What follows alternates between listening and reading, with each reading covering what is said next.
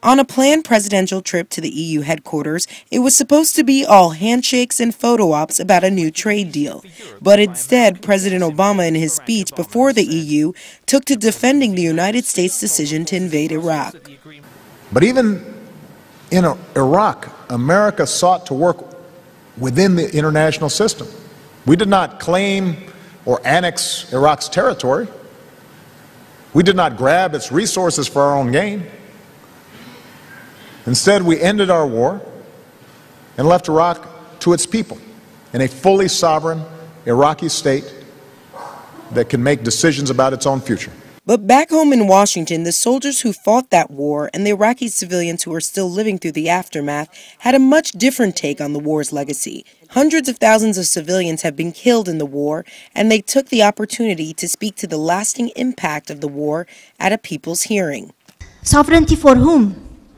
I think he's talking about the 275 or 300 something parliamentarians who are living inside the international zone, and that's the new name for the green zone. It's not green anymore. It's only the sovereignty for those people, and they have the whole wealth of Iraq, while the people are suffering. And there's a number that was produced by the UN reports. Almost 38% of the Iraqi people are living under the poverty line.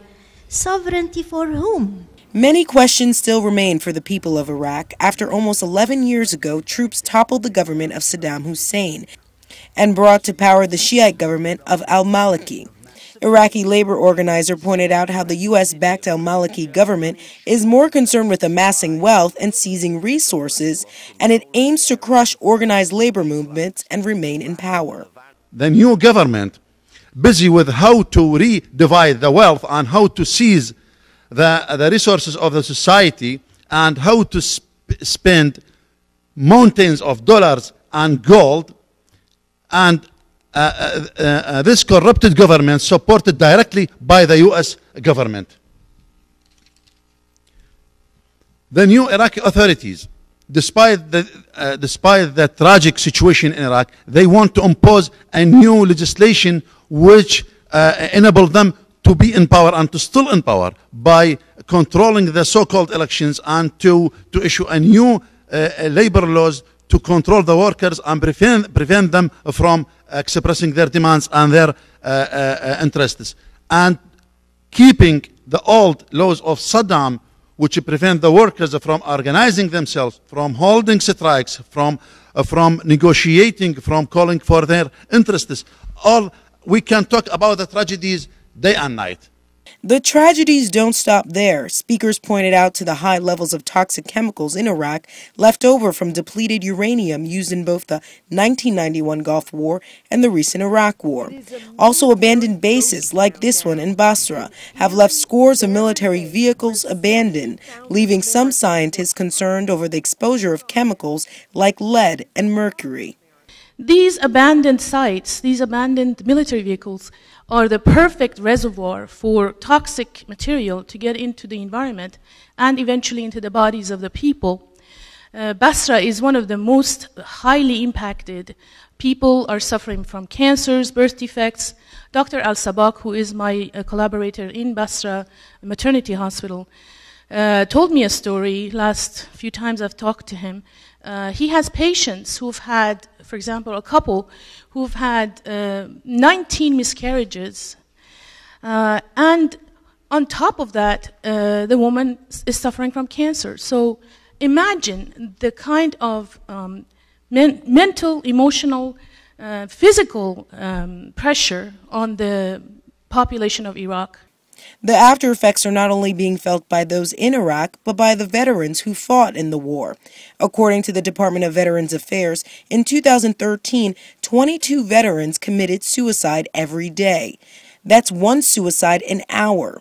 Many of these veterans suffer from post-traumatic stress disorder or other mental issues. Veterans like Ramon Mejia, who spoke to the mental effects of war. He served in the Marines on resupply missions. When he returned from Iraq, he found himself waking up in the middle of the night with seizures, but no doctors could pinpoint the cause.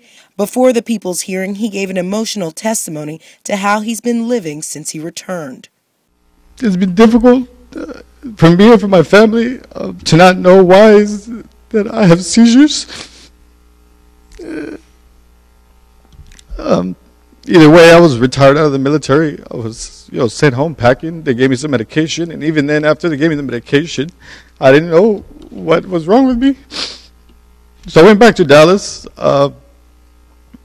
I started to heavily drink. In my neighborhood, no one thinks about other than just just other than themselves. So in my neighborhood, there's gang violence, there's drug sales, and that's who my friends were. My friends were drug dealers, and my friends were gangsters. So I got mixed up into that whole lifestyle again.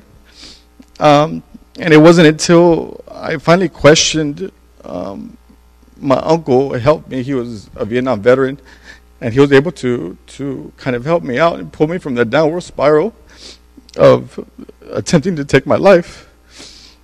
And my wife finally pulled me out of that environment, and we moved to Ohio, and that's when I kind of started to question the war.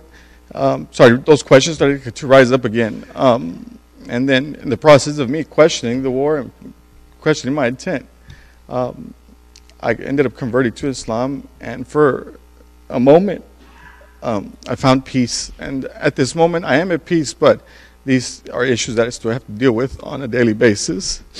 Another purpose of the hearing was for those to make the case that government U.S. officials who led Americans into the war should be held accountable.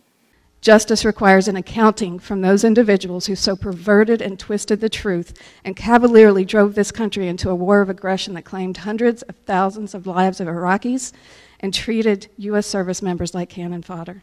Dick Cheney, Donald Rumsfeld, Paul Wolfowitz, Condoleezza Rice, and George W. Bush. The hearing pointed to the U.S. media's resounding silence leading up to the war in Iraq, and how even today, Iraq still gets limited coverage.